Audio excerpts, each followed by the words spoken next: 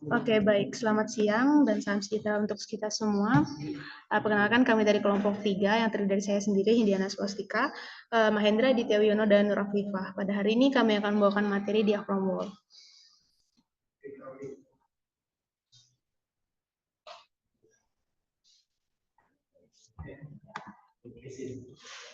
Nah, konteksnya itu apa sih? Untuk konteksnya sendiri pada presentasi ini, kelompok 3 akan menjelaskan mengenai diaphragm wall menurut jurnal-jurnal terkait yang kemudian akan disampaikan pada penyajian presentasi.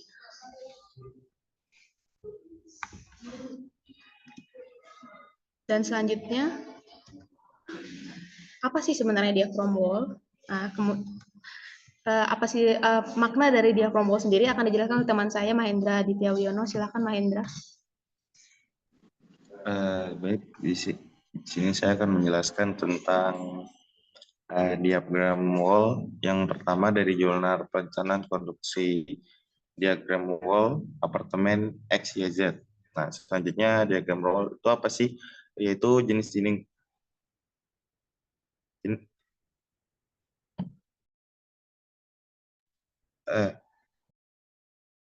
next. Nah, yaitu jenis dinding penahan tanah yang digunakan sebagai elemen struktural utama suatu bangunan. Jadi, dinding beton bertulang ini bisa dilakukan di semua jenis kondisi tanah yang ada. Dalam pelaksananya sendiri, yaitu tidak menimbulkan kebisingan serta getaran yang tinggi. Next. Nah, diagram wall itu atau slurry wall ini merupakan suatu konstruksi beton bertulang yang dibuat dengan cara mengisi beton dengan galian turn, yaitu parit, yang sudah dibuat terlebih dahulu dan diisi dengan slurry bentonite sebagai stabilisator dinding galian. Kemudian diisi dengan beton setelah sangkar tulangan itu dipasang. Next.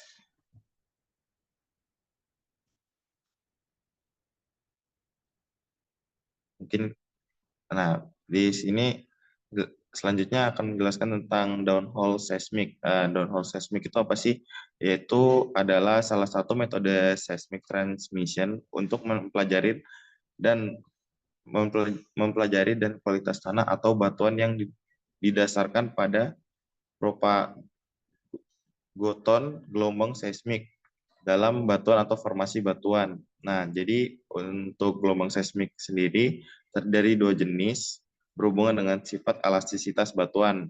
Yang pertama itu ada namanya gelombang kompresional atau P-wave. Yang kedua itu ada gelombang geser atau S-wave. Nah, hubungannya antara kecepatan P-wave dengan S-wave yaitu melawan elastisitas batuan ditunjukkan sebagai berikut, yaitu dengan rumus di samping sebelah kanan ini, yaitu rumus VP. Next.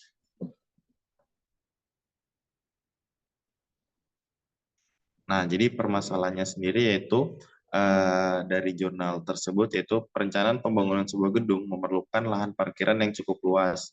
Hal ini yang menjadikan sebuah permasalahan yang terjadi karena keterbatasan lahannya sendiri.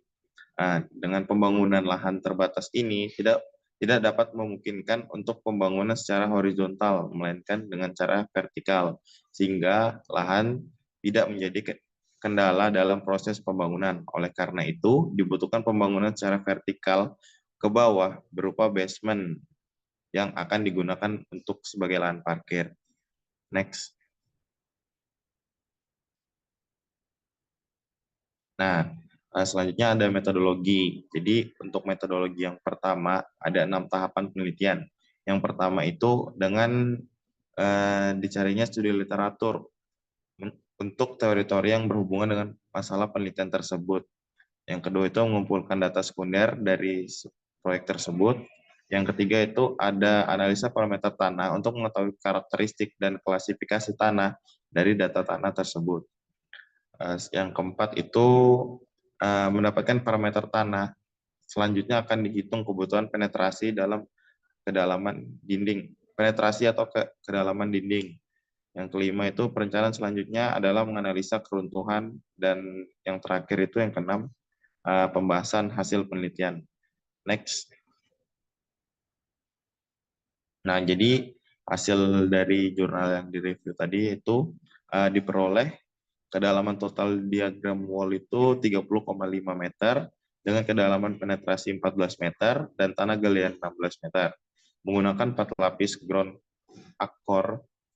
Nah, jadi hasil output dari plaksisnya itu untuk safety faktornya itu 3,6647. Untuk total deformasinya itu 10,9 cm. Untuk momen maksimumnya itu 227,9 kN per meter. Dan gaya gesernya itu 207,27 kN. Dari desain penulangan diagram wall menggunakan tulangan utama diameter D200 strip 200 D25 strip 200. Tulangan baginya itu D16 strip 200 dan tulangan gesernya D13 strip 400. Next. Selanjutnya akan dijelaskan oleh teman saya bernama Hindian. Oke, baik, terima kasih. Pada kali ini saya akan menjelaskan mengenai jurnal 2, yaitu berjudul Perbandingan Kebutuhan Material Diaphragm Wall dan Scan File pada proyek Grendar Musada Lagun, Surabaya yang dipublikasikan oleh Fajar Hardianto, Lutfi Amri Wicaksono, dan Indra Nurjahan Jining Tias.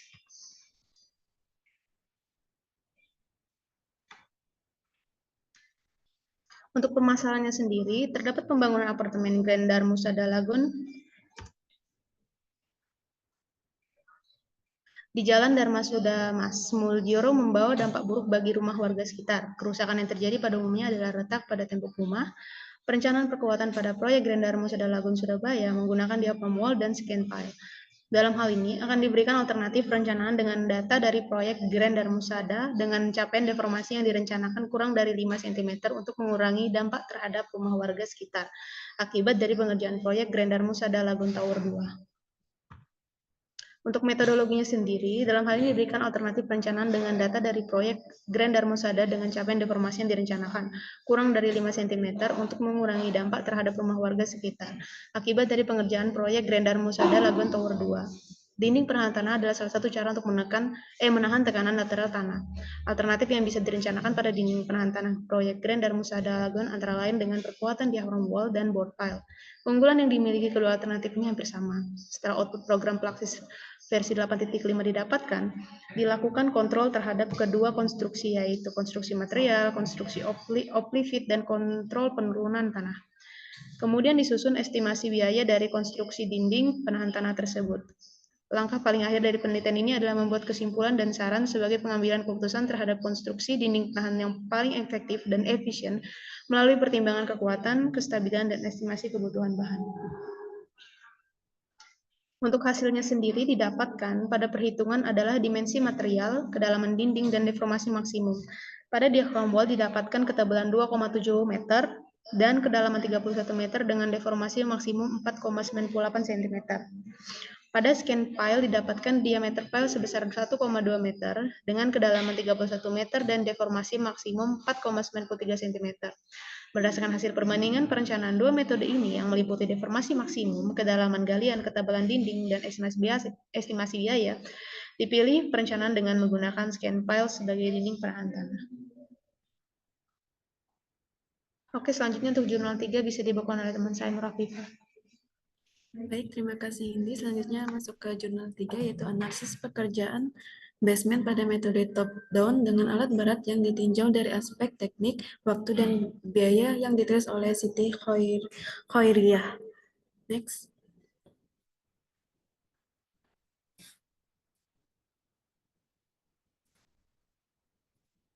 Permasalahan yang terdapat pada jurnal tersebut yaitu konstruksi basement memerlukan kriteria tersendiri dalam desain maupun dalam tahapan pelaksanaan konstruksi. Untuk tahapan pelaksanaan, metode konstruksi yang digunakan memiliki pengaruh yang cukup besar dalam metode pekerjaan struktur secara keseluruhan.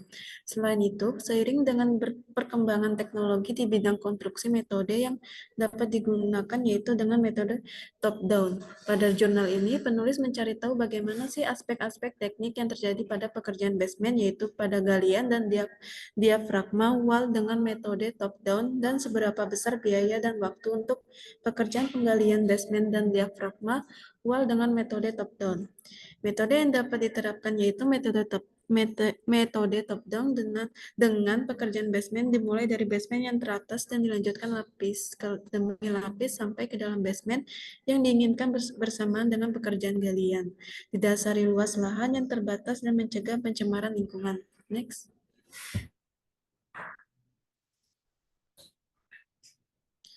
Selanjutnya masuk ke tahapan pemasangan diafragma wall. Yang pertama ada mobilisasi, di mana pekerjaan dengan menggunakan alat gali dan crawler crane. Yang kedua, penggalian menggunakan ekskavator untuk melakukan pekerjaan galian. Yang ketiga, pembuangan hasil penggalian dengan dump truck. Yang keempat, pembesian, di mana dilakukan pembesian dengan teliti dalam pelaksanaannya. Dan terakhir, pengecoran yang dilakukan dengan concrete pump. Next.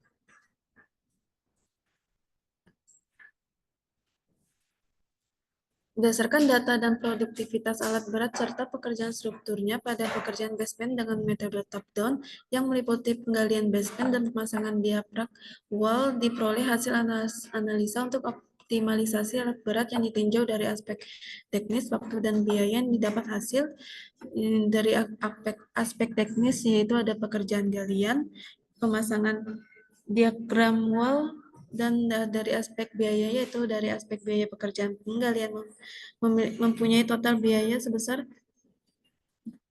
300 dan aspek waktu yaitu ada pekerjaan galian pada basement dan pekerjaan pemasangan diagram wall. Next.